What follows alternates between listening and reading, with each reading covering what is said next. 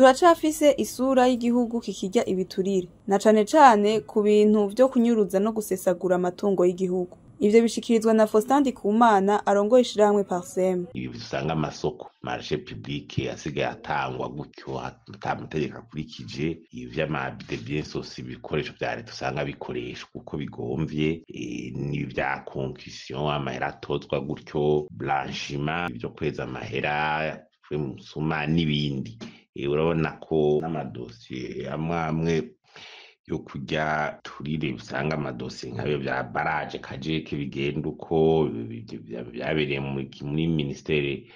y'ikigega ca leta, inama nshingamateka ugasanga biravuga ngo haranyurujwe amahera menshi, bose barerekana ngo amahera ya covid ugasanga bigiye uko, vyavuzwe muri banki nkuru y'igihugu, byavuzwe mu bushikiranganji bw'abakozi ba leta ngo amahera anyuruzwa kandi bakavuga ngo abaze ngo barabazi mbwa bikagenda uko,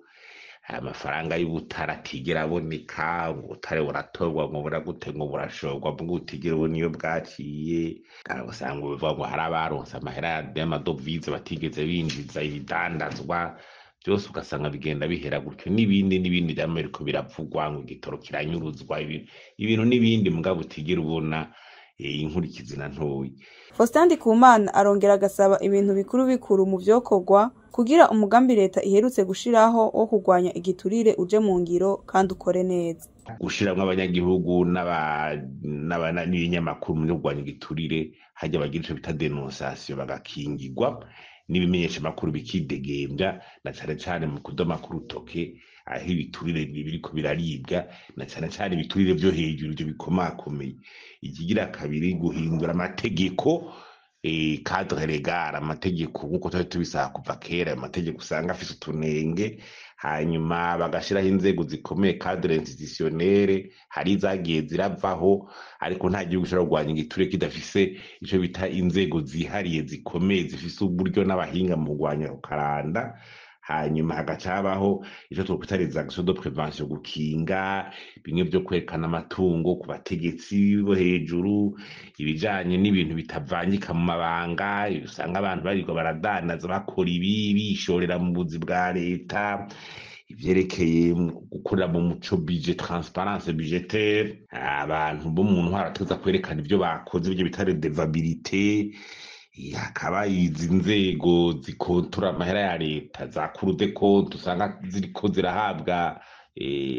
zirahabwa agaciro gakomeye, ubugenduzi bwa leta,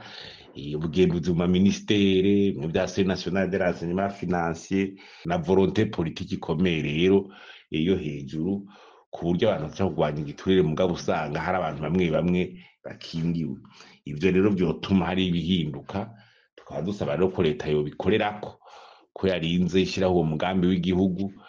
hanyuma tureko aho karanda kugabanuka. Ivyo bishitse mu gihe ishirahamwe Transparence International risanzwe rikurikiranira hafi ivyo kurwanya igiturire ryaheruka gushira ahabona icegeranyo c'uko ibihugu bisumbana mu gutanga igiturire. Muri Afrika, Uburundi bukaza mu kibanza ca 48 ku bihugu 52.